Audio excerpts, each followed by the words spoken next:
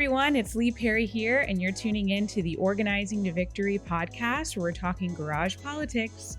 Today, our special guest is Quinnie Perez, an incredible trans activist and farm worker advocate who's running for soil and water in Orange County to show the intersectionality between fighting for justice for all while fighting against the harm of climate change. So let's talk about local initiatives to bring everybody together. Hi, Quinnie. Hi. How are you? I'm doing good. How about yourself? Awesome. So tell me a little bit about you and your personal why of getting politically involved. Yeah, sure. So I'd say sometime before 2015, I kind of was like more involved in like the environmental activist my scene. I was a registered Green Party. And I was really passionate. I remember it was around the issue of the Keystone Pipeline, where I really got active. I hadn't really been active, but I have kind of been following, the elections and stuff like that. And then, I'd say maybe a couple of years after that, I was going to college, and I was a microbiology major at the time, and it was definitely something that I wanted to do because I really thought microbiology was a great career to get into. But then 2016 came around, and I'm Mexican. I'm first generation Mexican American here. My parents came to this country. It was a struggle for them to come here, but when they did, they made a lot of sacrifices. They've always been blue collar workers, factory workers, currently they're agricultural workers as well. I always looked up to them, for the hard work that they put in to, give us a better life. When 2016 came around and Donald Trump decided to run for office, he said some very discouraging words about, Mexican immigrants. And I was like, I'm not going to have this, going on right now. Like I have to do something about it. So then I went to go volunteer to my Democratic Party, my local Democratic Party. And it was funny to see I was the only young person, really involved in the Democratic Party at the time. But And what year was this, and what area in Florida was this? So that was, I'd say, around 2016, and it was in Ocala, Florida. Like, if you're familiar with that area, it's a very red county, very agricultural county. But I was young, and I had aspirations, to get involved and make some change during that time. So I quickly moved up through the ranks. I was a precinct committee person, and then I eventually became the vice chair for the party there, which was great. During that time, I was organizing on college campuses. I had established the Marion County College Democrats, Young Dems as well for outside the college scene. And then just doing some lobbying. I went to DC to do some lobbying for immigration reform and pathway to citizenship. Did some lobbying in Tallahassee for education with UCF. Some advocacy as well in Tallahassee with Equality Florida.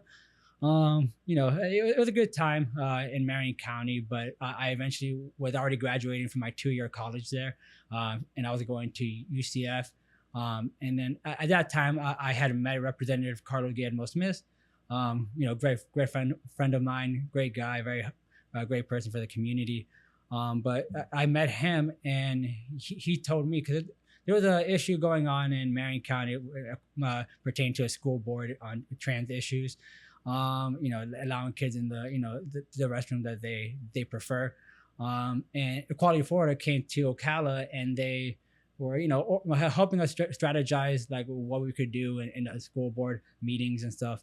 And during that time, I had spoken to him, and he was like, hey, I told him I was going to UCF to finish off my degree. And he was like, all right, well, I'm going to see what I can help you with over there, get your feet on the ground and get into some work. So he eventually let me intern in his office for about a year, his legislative office, when he first got elected. So it was a great opportunity. I was able to meet a lot of the constituents, make a lot of relationships. It was probably within the year, after the Pulse tragedy. So a lot of the work we were doing was alongside the survivors and families who were affected by that tragedy. So it was definitely a hard moment to get involved, but it was definitely a learning experience. Mm-hmm. So yeah, that's interesting, because you would think in Ocala that there wouldn't be much movement, because you assume that it's a little bit more rural, that maybe it's less organized. But to hear that you were born from that space is really inspiring, because you might not have had, sometimes when you're in a really concentrated, like dense and sometimes really blue area, you kind of take for granted the fact that you have all these organizers around you at all times. It's like easy to get into it. But like you kind of came from these smaller organizing spaces, but you saw the importance. It was right in front of you. Oh yeah, no, like, and even if I didn't find anything in Ocala to organize, I was also organizing in Alachua, Gainesville as well. I worked on I worked on a congressional race over there in the 3rd congressional, running against Ted Yoho at the time. But like, there's all kinds of different campaigns. I think there was one against the race dogs as well, going on. A lot of environmental, action over there, because we do have a lot of rural, like greenlands, waterways. I grew up, going to Rainbow Springs, Silver Springs over there. Rainbow Springs is probably just like 10-15 minutes away from where I lived.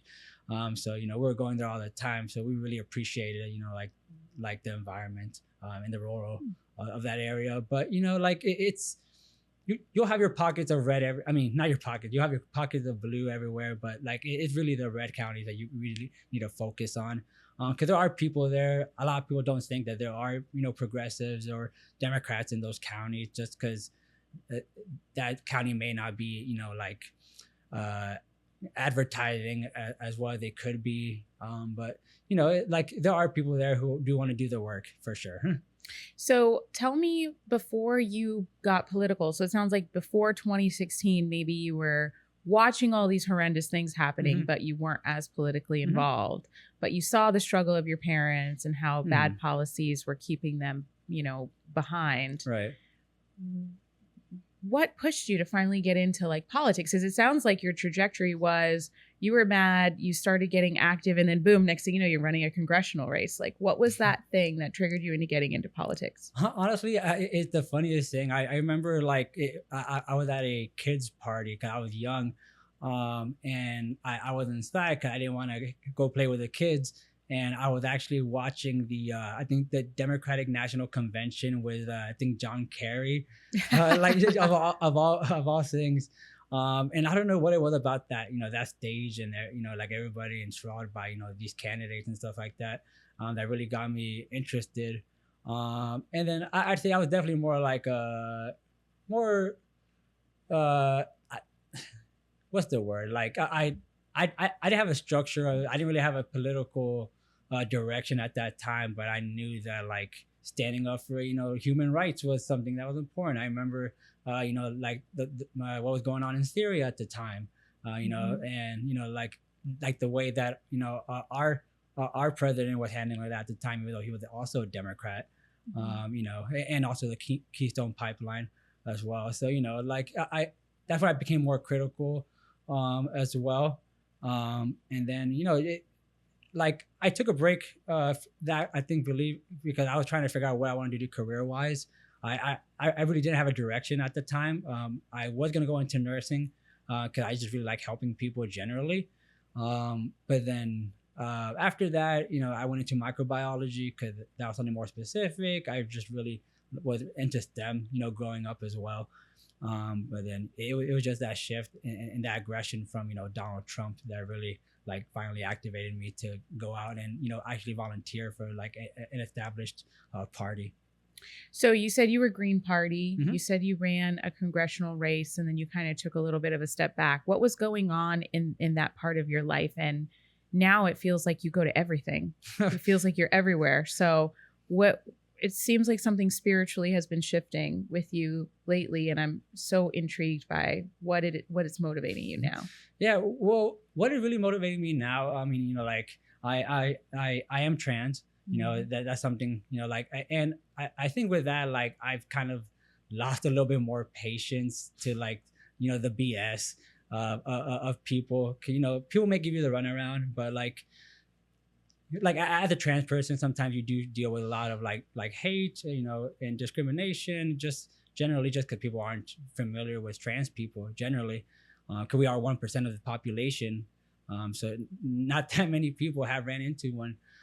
So like it feels like everybody has opinions about transgender rights, but when you ask them how many transgender people do you know, they're like, oh, I've never met anybody before, but I see on the news. And then usually that's when the conversation goes. Exactly. So, like that gave me less patience. And I'm also the daughter of, Mexican immigrants. So, like these two issues have been in the light, a lot, because taking away our health care. And then, just people being kidnapped on the streets, like undocumented immigrants being kidnapped, or even just anybody who looks like they may be, like just racial profiling, with what it is. Then, like, so those two things that really motivated me recently. And I'm also like a farm worker myself. So, like seeing like people like me and my family being, like feeling unsafe, like I know people in my work who have self-deported as well, because they just don't trust, like, and it's just easier for them to just like go on their own accord, unfortunately. And it's such a shame because kidnapping people off the streets, even especially farm workers, is not new. It's just televised now. Exactly. It's just been exaggerated in this really public way. But I mean, with the Farm Workers Alliance and all of these organizing groups that have been telling us for years, there's serious human trafficking concerns, serious human rights violations, serious unregulated policies within the agricultural space that are exposing people to toxins and, different pesticides that a human body should not be, exposed to.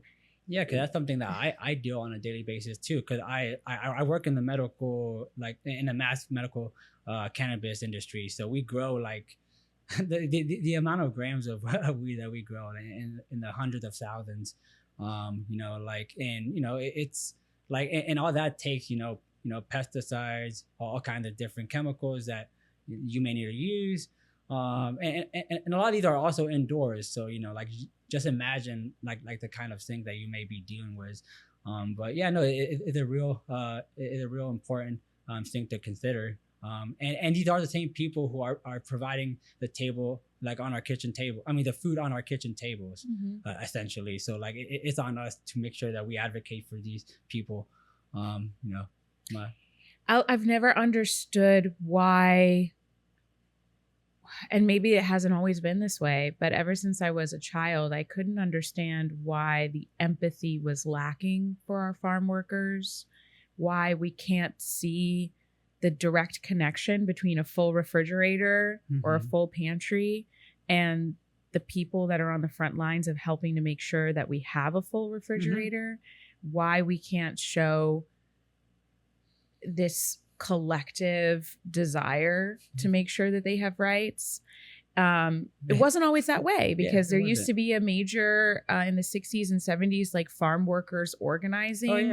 But then, the corporations got in, they were able to break up unions, break up any like representation or rights that farm workers have been trying to get established in government. And they're just kind of left on their own to fend for themselves. And frankly, even the farmers have to bear the brunt of recruiting and vetting and onboarding and housing a lot of undocumented migrants without really the support to make sure that their conditions are more humane and livable, or incentives. I don't think every farmer, there are some farmers that just want to cut costs and be assholes, but I don't think every farmer, I think if they were given some government support to ensure that conditions were better, their farm workers are like family to some of them. Oh, they are, like literally, like where I work at, it's honestly more like a family business, because a lot of the workers like have their daughters and sons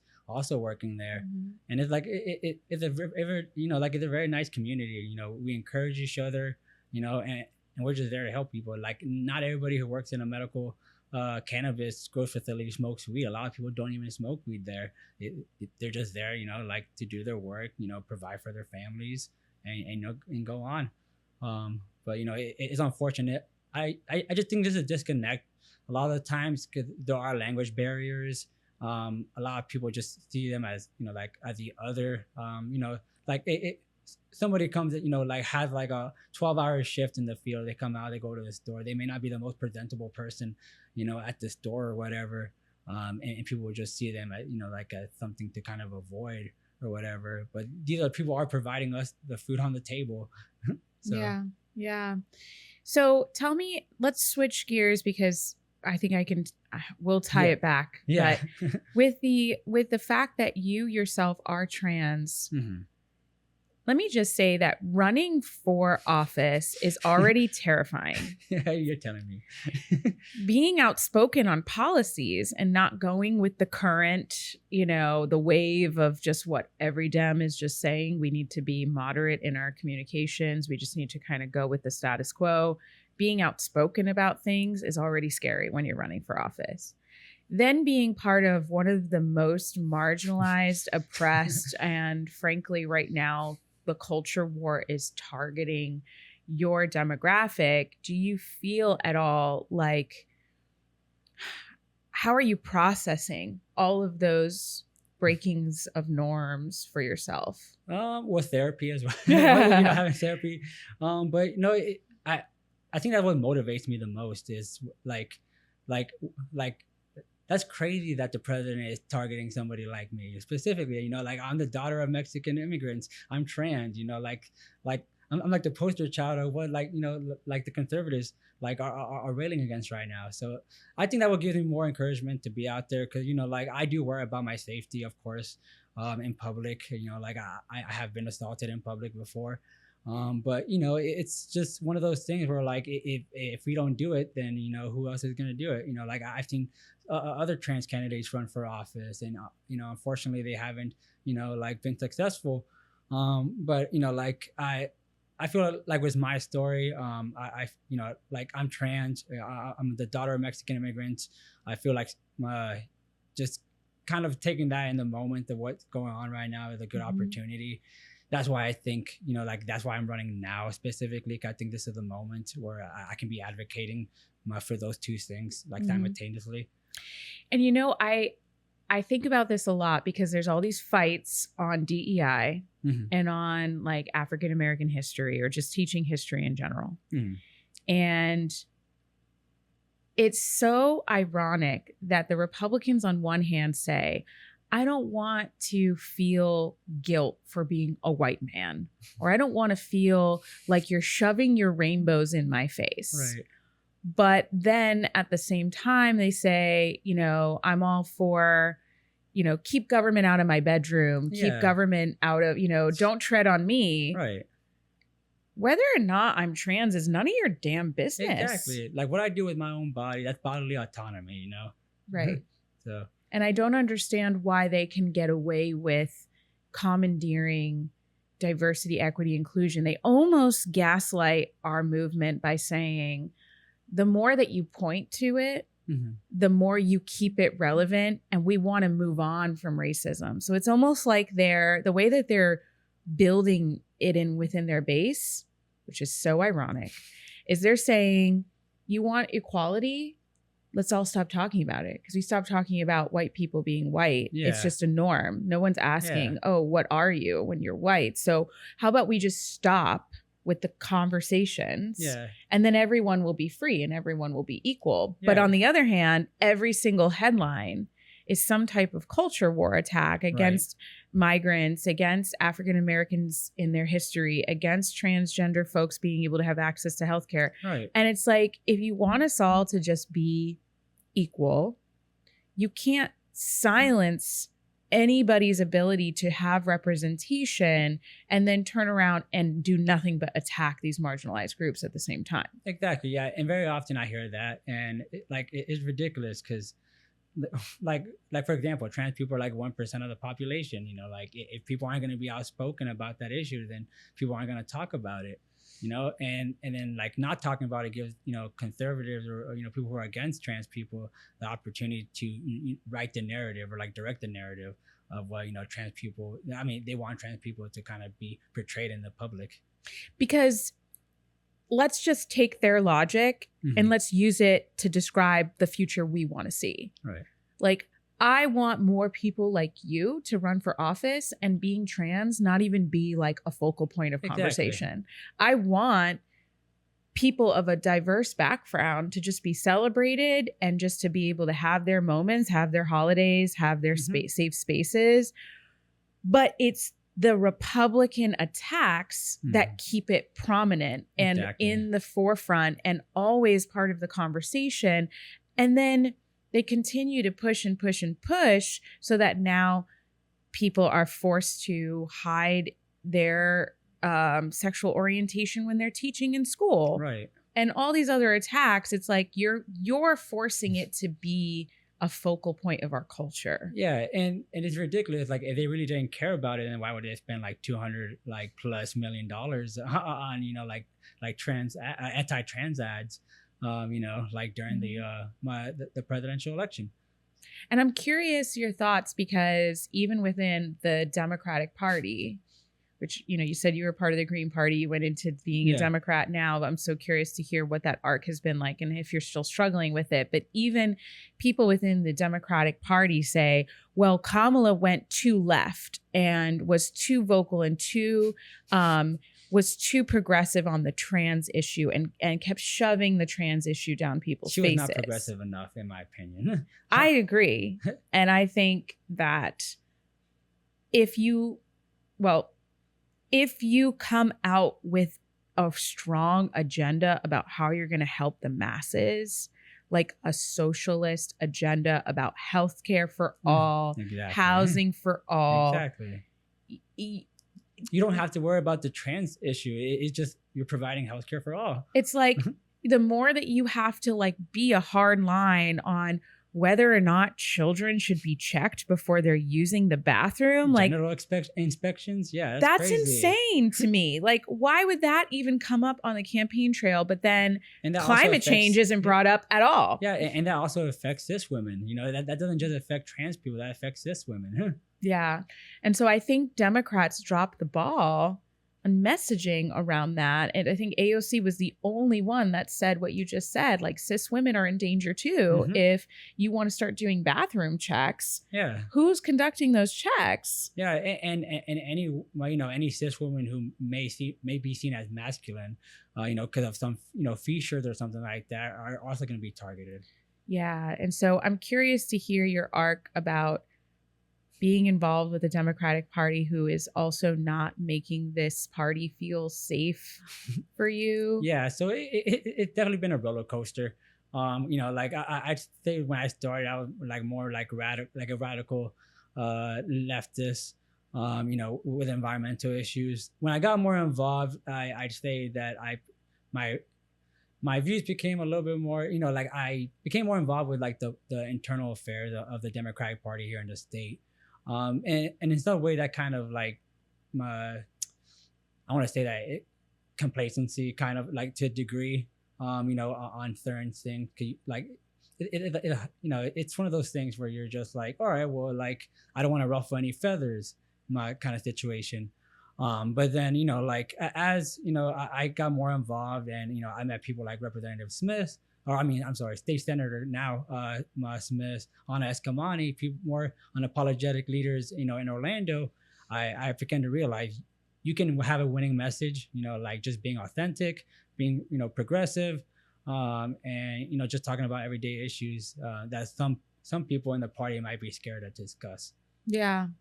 Yeah. And it's really a shame because even some folks that are prominent within our local community were like, oh, I think we shoved pronouns down people's throats and made people feel uncomfortable and scared them away with that. And we learned that in elementary school. We learned pronouns in elementary school. It's just very odd because it's almost like the one thing I have to hand out to those extreme MAGA Republicans is their ability to distract and their ability to market things to create chaos and distraction. And I think that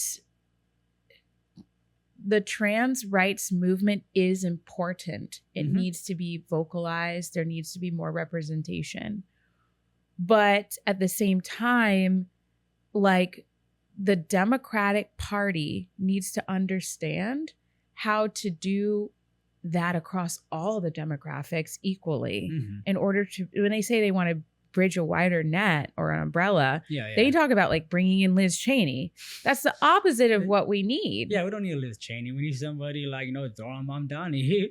And I don't even mind the collaboration with Liz Cheney if she was also sitting down with like Rashida Tlaib. Mm-hmm.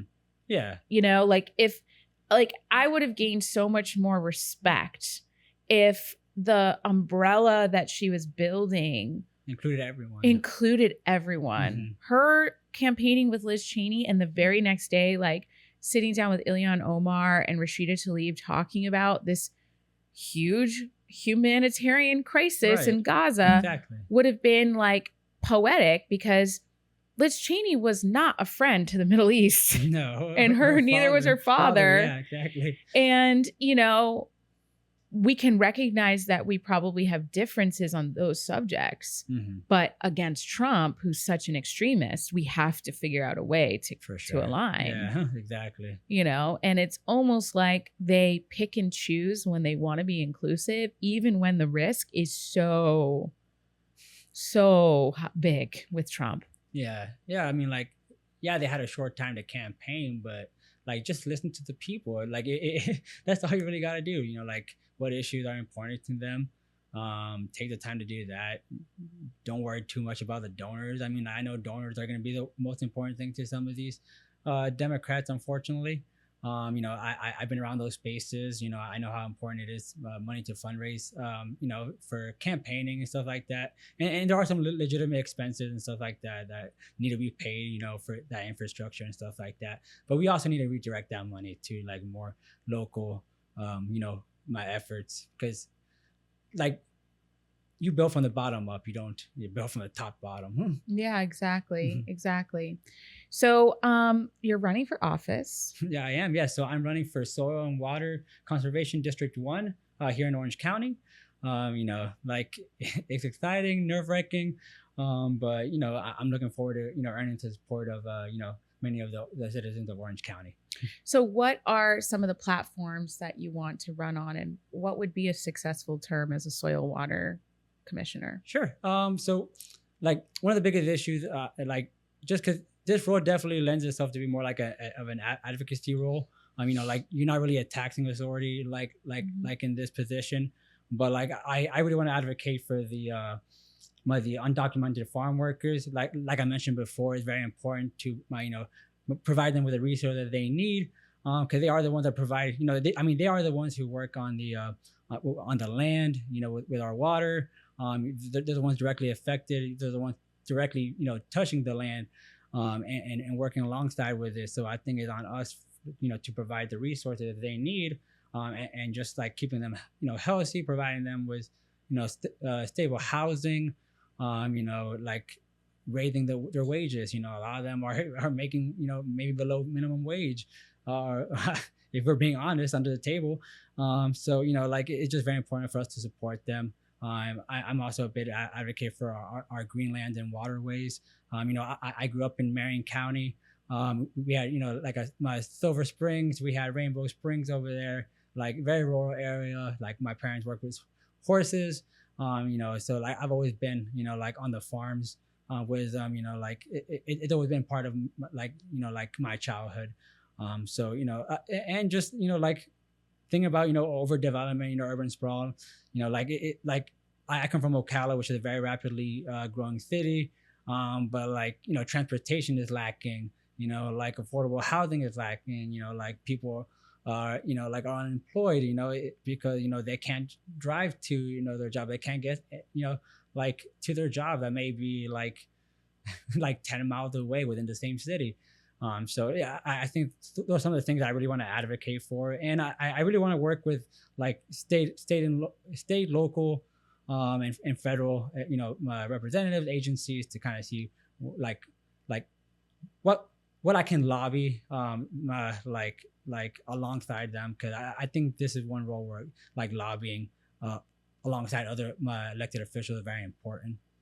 Yeah, I mean, I think that running for office, especially a low-hanging fruit office like soil and water, is a great way to get the clout that you need to organize. But there's something I really want to stress to folks is that like you don't necessarily need an elected position to become a community advocate. Mm-hmm. Like just showing up and doing a town hall, even if you don't feel like you're an expert in that subject matter, Mm-hmm. but if you feel like that issue is not being talked about enough, you can find an expert in that subject, whether it's immigration or climate, and just put on an event in your community and just ask people to show up and have a Q&A with this expert, climate scientist or whoever you found to speak. Mm-hmm. And so I think you have the tools in your position to have an elected office, role and your advocacy role, and just see how far you can take it with these things that are super important to you. Yeah, no, for sure. Like that is the goal, like I've I'm definitely an activist at heart, so like I think this opportunity, because unfortunately, the governor in the state of Florida has also just kind of like try to like when it comes to like home rule, like like this state has been trying to take away more and more power from local government. So like unfortunately, the role has just become more like an activist role, unfortunately. But we can still use that position to leverage positions that we are still trying to advocate for. Yeah, and I'm curious to hear a little bit more about like what are some of the actions you want to not only do yourself, but also try to mobilize people around. Definitely mutual aid. I think mutual aid is going to be very important if we're trying to provide resources for our farm workers. Providing them with like clothing, because like food. And that sort of stuff, like just toiletries and stuff like that. That's very important because a lot of them are very scared to leave their homes right now. It's very important. Also just educating like young people on like the environment, like or like safe practices, like not just kids but like families, just safe practices on conserving water, being mindful of what they dispose of, like in their greenland and waterways, just being good stewards of the land, basically. So I think that's another thing that we can be doing, and starting that at a young age is very important. It builds good habits in the future. Yeah, because organizing as a Democrat is actually really siloed in comparison to organizing for an issue. Exactly. So for example, like I've never seen the Farm Workers Association present at an Orange County Democrats meeting. Exactly. And I know there's challenges with a C3 or C4 designation and all of that, but just to talk about what is going on the ground and being able to explain, because Democrats need to, I'm going to go back. All candidates of all parties need to be figuring out where the needs are in their communities and trying to find ways to close the gap, whether it's through elected office or through things like mutual aid. Exactly. It shouldn't just be Democrats. We can't just keep Republicans off the hook for all of these things just because we expect so little from them. Exactly. But it should be across the board. Anyone seeking office, any institutions that are trying to mobilize people. I think part of why Democrats lost so many folks is that they don't feel like they're really fighting for needs of people. Yeah. Whereas a mutual aid event is like, I'm literally getting you the things you need on your table today. Exactly. Yeah. And I see that a lot, especially in like in the queer my community. Like there's a lot of mutual aid within that community, but like my people are always asking me like, oh, well, why aren't they showing up to our meetings and stuff like that? Because like it's because they're not making it it is a political issue or a political response to something, but they aren't making it like a political issue. They're just making it, oh, we're just helping our community out. Right. So I think that's something that the Democratic Party needs to realize, is that sometimes a label, a party label, can hurt your efforts. So you have to approach it differently. You have to at least authentically be like either in that community and start from within, but like, and then maybe influence people to vote. But you can't expect them just because they're doing mutual aid or like they're activists, or they may be progressive, that they're gonna want to join the Democratic Party. So I think that's a good tool, like asking candidates and the caucuses and the local party to start participating more in mutual aid efforts. Not just for like a, selfish return of wanting them to be, like that. but just specifically because that's how you build trust. That's how you get the community to even see. And I know like there's this argument that I've actually heard other prominent Democrats say, like, I care about the farm workers, but they're not my voters. Yeah, because unfortunately many are undocumented and they can't vote. But there's still people who live in your district. There's still people who are literally gonna be there. They're on your roads. They're on your roads. They're contributing to society and also in cases paying taxes too. So. And I also want to say that the people that think that they're not connected to the farm workers movement need to remember that if you eat food, you're connected. You're connected to the farm worker rights movement, because you need the people that pick your food to A, continue picking your food, and B, be a labor force that is an essential part of our economy. I think, I just was reading some articles this morning that there's so many farmers that are coming out and saying like, we're trying to hire Americans, but the job labor market is not there, especially since we're paying better than minimum wages for farm workers, which is a whole other problem. I'm not saying this is a good thing.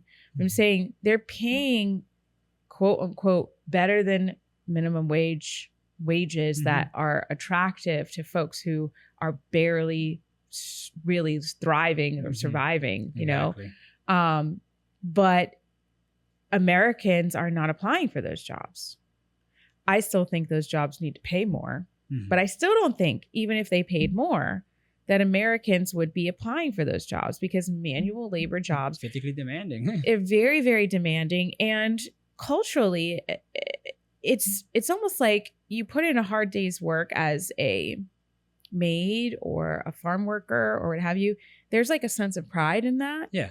For some reason, our culture looks down at that kind of work. Yeah. Like, let me tell you, whenever I first came to Orlando, while I was interning with Representative Smith, I was also working at Universal Studios cleaning toilets. But like my parents have always instilled in me, take pride in whatever you do. It doesn't matter what you do. And man, I cleaned the hell out of those toilets. So I would clean a toilet tomorrow. If I lost my job and I had to, I would clean a toilet tomorrow and I would feel the pain in my back as a sense of pride. Exactly.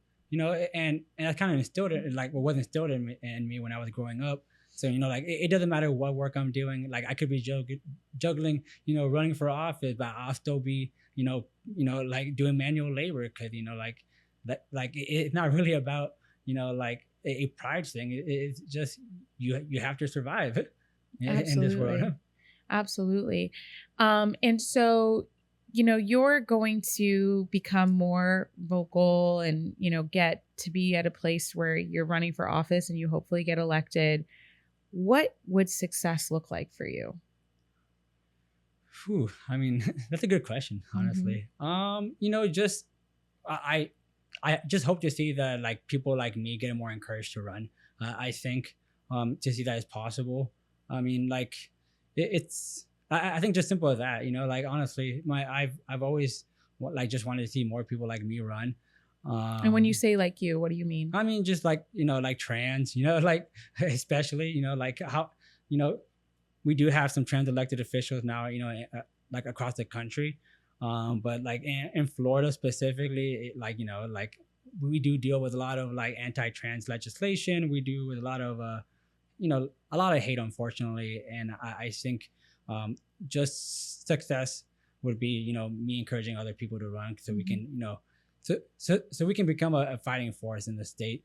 But when it comes to this role, I definitely, like I said, the farm workers is one of the biggest issues. I know some people see that as oh, well, that's, that's less about the environment. I'm but that's they work directly with the environment. It's an important issue to me. It's personally affected me in my life. I have family members who have, picked apples in Washington State. People came recently. I remember when I had some family members coming over to this country and we were living in a double wide. We had 3 families living in a home. But we managed that just because, we were trying to give them an opportunity to get a leg up. And then now, they became citizens and they, like are productive members of the society. And like you just got to help those who are less fortunate. And I think that's something that I want to do in this role. Like, like I definitely want to do more, for sure in the future. But I think this is a great position for me, especially when it comes to agriculture. Mm-hmm. And so, I think it's really inspiring that you're trying to get more specifically trans members of our community to feel brave and step into office. I'd love to kind of talk about that a little bit, just for the sake of, I am so honored and lucky to have a large, diverse community around me all the time. Oh yeah. I feel like I know every type of person.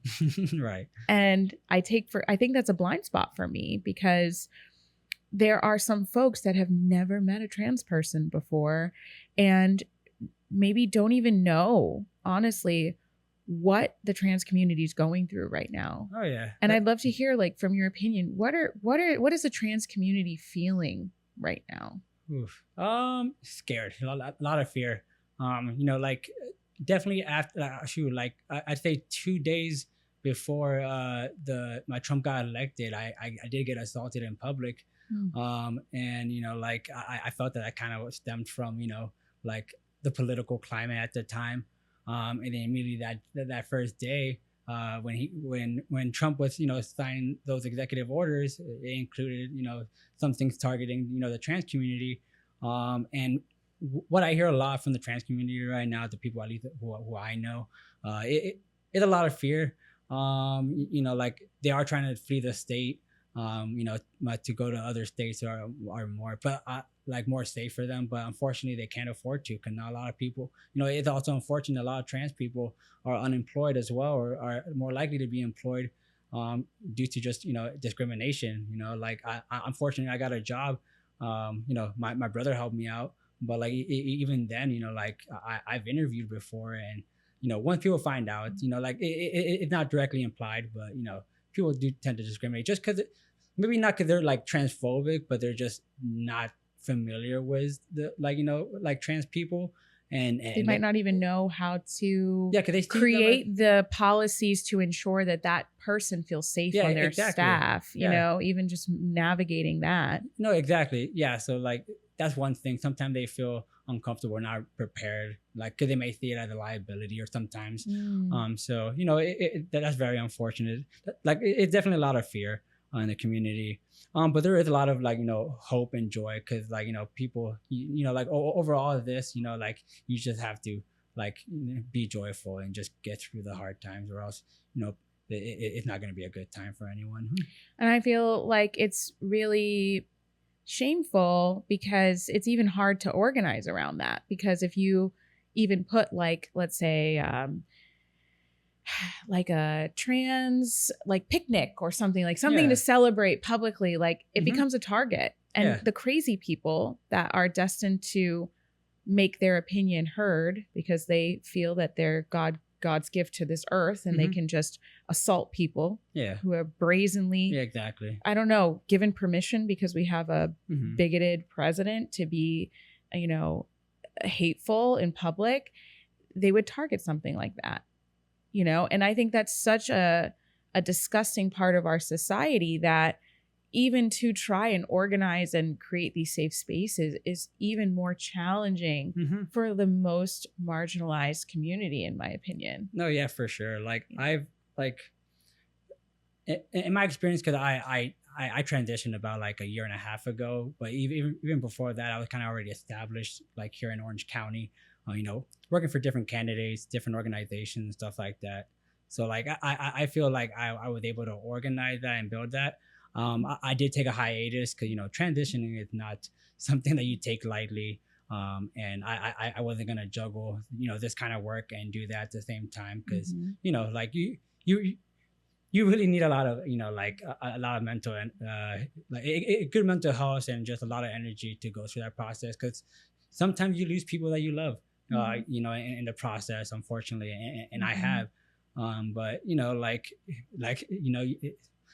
what more can I be than be authentic, with oh myself. My God. And Talk about freedom. Exactly. Talk about freedom to love someone Exactly. openly in public, freedom to be able to wear whatever you want and say whatever you want and be whoever you want. Yeah. So like I think I took that courage that I already had before I transitioned, and like I mentioned before, like I don't take BS as much as I used to anymore, because like I deal with enough BS already on a daily basis. That you just kind of have to be like, all right, well, like I'm gonna be in this space, and like more people like me are gonna be in this space, and then just make it happen. Like you don't ask anybody for permission, you just kind of do it.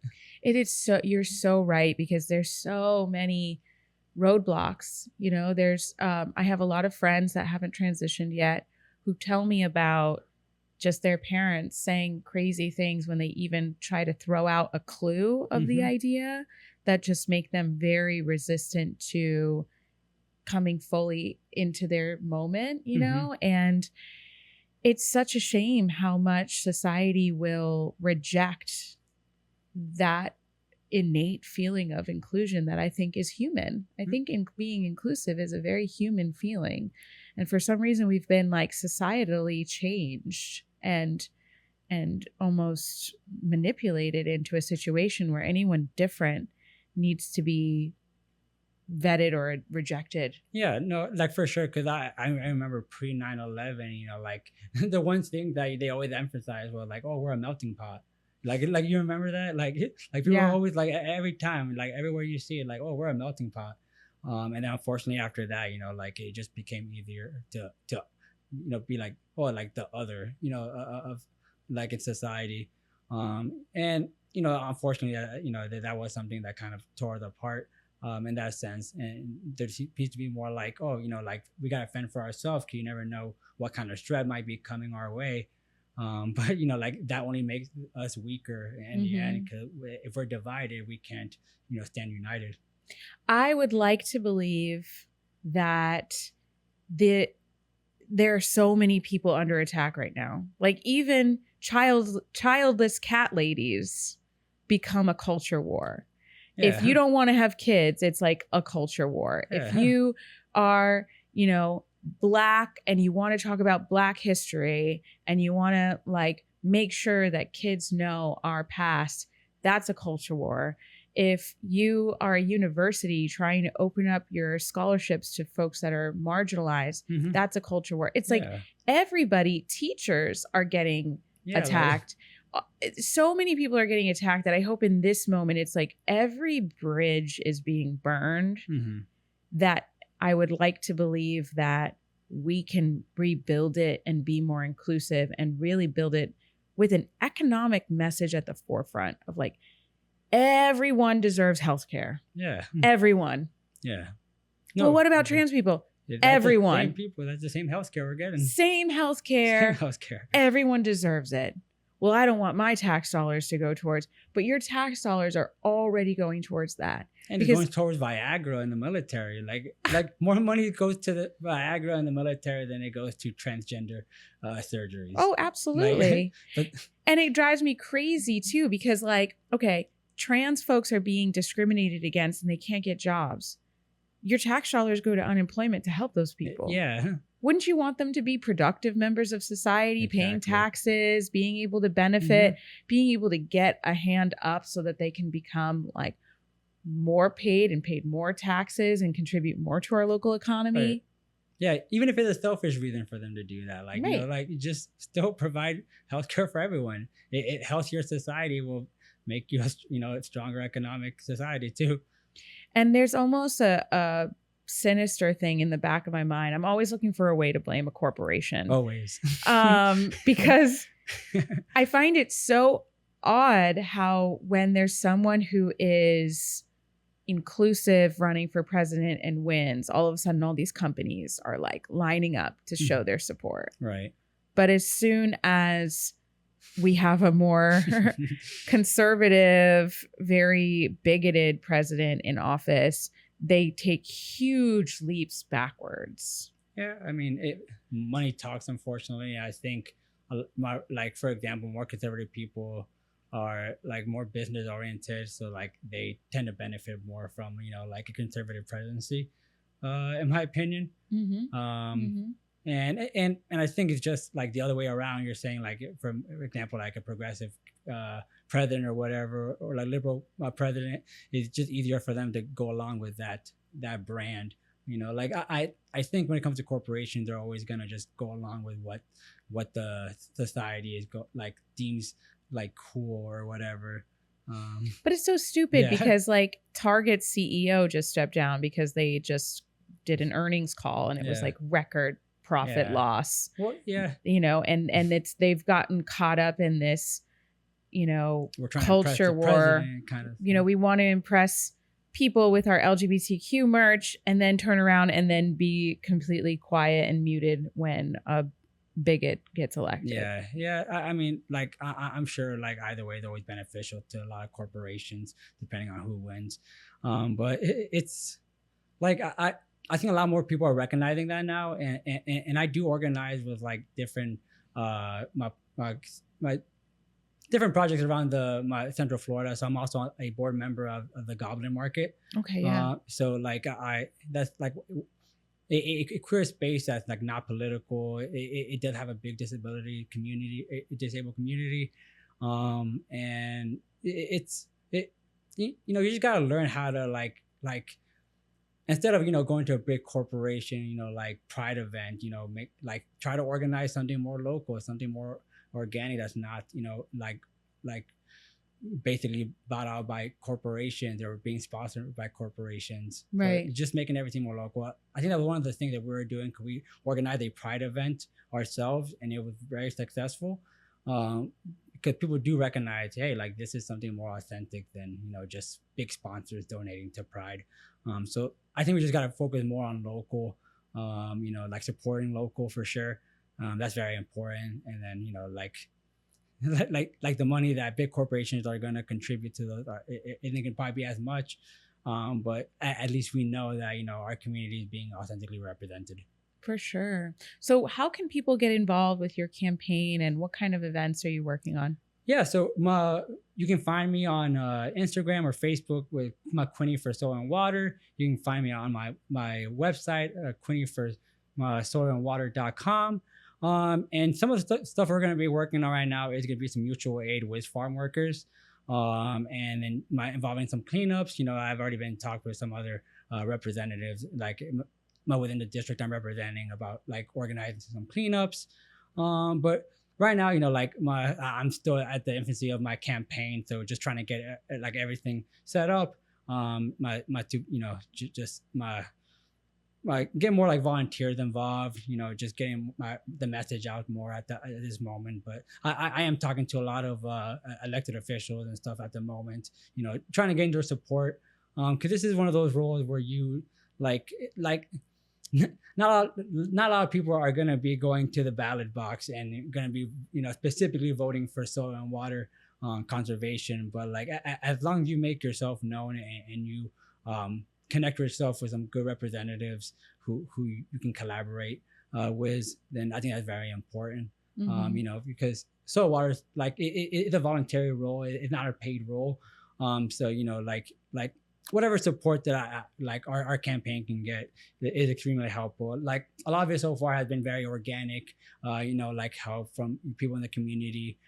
So I love seeing that, and I hope to see more of that. And when is your election? So if I do have an opponent, it would be in November of 2026. Okay. If not, for qualifying. That's great. So in closing, I think that in the fight for climate justice, it's justice for everyone. Exactly. And showing up and finding ways to connect people's immediate needs, like putting food on their table, to bigger systemic fights, like helping undocumented migrants come here and be able to work legally to help bring in the labor force that we need to keep that food on our table. Exactly. And being able to make sure that people feel safe when they want to be in public spaces, regardless of who they are, what their sexual orientation is. Those are all intersectional issues. They are. Because we're all humans, ultimately. Like a trans person still has to go get groceries. A trans person still has to go, to a doctor's appointment. Like there's nothing different from my life and anybody else's life. And removing justice for one group does not give you more. Exactly. Like we're like people like to bring up the pie. Like the pie example. I'm like, we're just like we can all have we can all have these rights. There's no infinite Yeah. amount, Yeah. there's no like finite amount of rights. It's like we all could have rights. Exactly. I don't know why people. It's just it's a mentality. People just think, oh, we have to fend for ourselves because somebody might be coming after us. It's a lot of fear.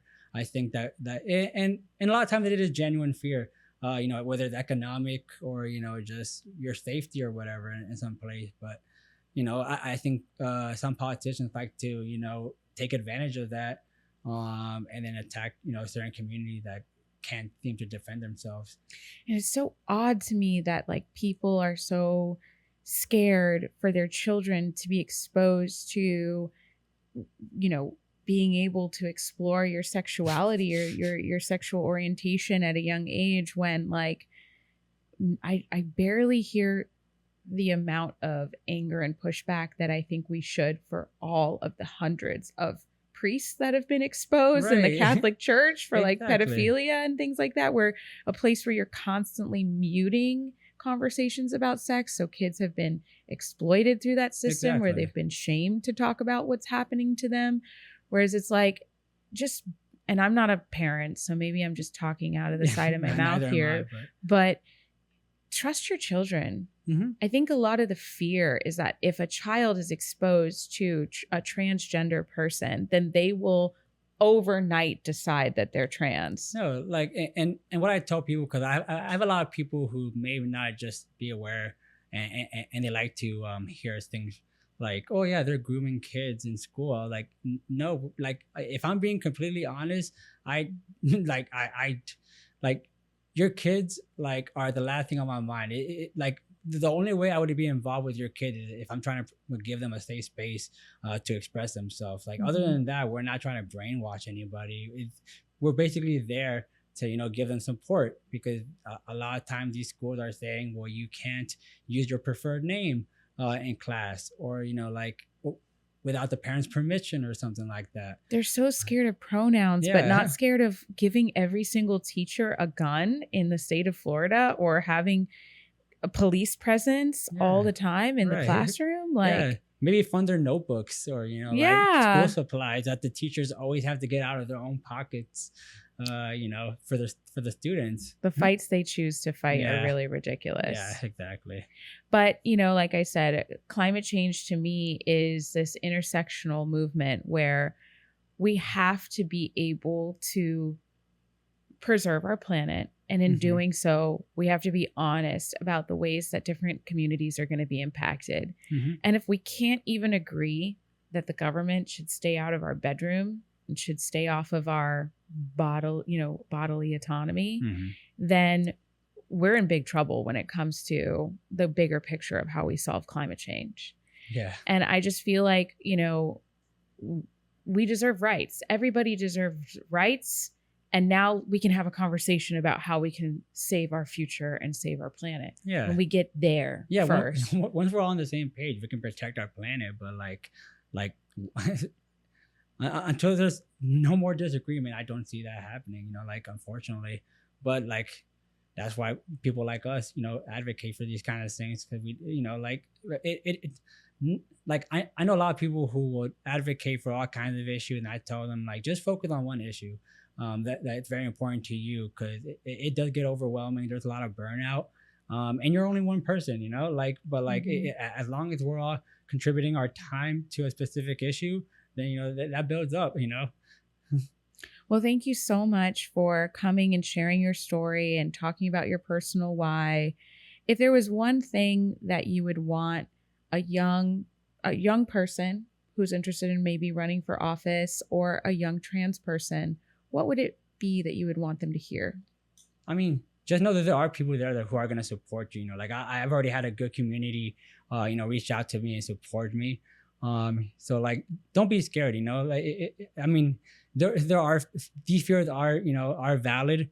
But as long as you have that support system with you, whatever fight you're gonna fight, like you'll always, like, and as long as you're doing it authentically, people are always gonna be there to support you. Like I've learned that from a lot of people here in Orange County. A lot of like activists who have become, my elected leaders. You just be authentic. You are gonna get a lot of haters. You're not gonna please everybody. And just surround yourself with good people who are also doing that good trouble as well. Awesome. Thank you. And last question, I ask every guest this. Sure. What is your thing that helps get you out of bed? Like music, art. What is your thing that keeps you going in this fight where there is a lot of burnout? Good question. I mean, honestly, like just these issues, I guess, or just other people like me, who like politicos or whatever, just people who are very like interested in policy work and stuff like that. Cause then I don't feel alone. Cause like, I don't know if you experience this in your friend groups, but sometimes, you're the one political person and then they're just like, all right, well, shut up already. Shut up already. But no, like for sure. Yeah. Having people who are doing the same work as you are, as passionate as you about something else. Like, I think just like having a passion for whatever it is, like it doesn't matter what it is, like a craft or anything like that. I think just like grounding yourself like with one thing is very important. I think political organizing for me is that thing, because it does have a direct impact on people's lives, especially on the local level. So, some folks said like a certain artist or a certain podcast or something. Do you have something that you refuel with? Oh yeah. So I growing up and getting politically involved, I was a big fan of like Bob Dylan, like Joan Baez and all those protests. Did you see the new movie? Yeah, of course I did. I haven't seen it yet. Oh, you got to watch it. I think what got me more involved in politics was like those protest songs, Woody Guthrie. Like, I mean, I have a tattoo right here. It says "Kill Fascism," which is a take on, like this machine killed fascism. So I really always been into that, like that folk scene. Any songs in particular? Or? Oh man, Masters of War, with God on Our Side. Man, there's just so many like traditional songs that are very protesty that really encouraged me. I think my growing up to get involved. That's awesome. Yeah. Well, thank you so much for sharing this space. Of course, thank you. And thank you all so much for watching. We'll see you at the next one. Bye. Thank you so much for joining us. And please like, subscribe, and share with all of your friends. And if you want to come on the podcast, send us a DM. Go to @OrganizingToVictory or visit us at organizingtovictory.com. Get involved with this movement. We want to hear from you, and we want to bring people on here that will teach us all one more step to justice. Thank you so much. We'll see you at the next one. Bye.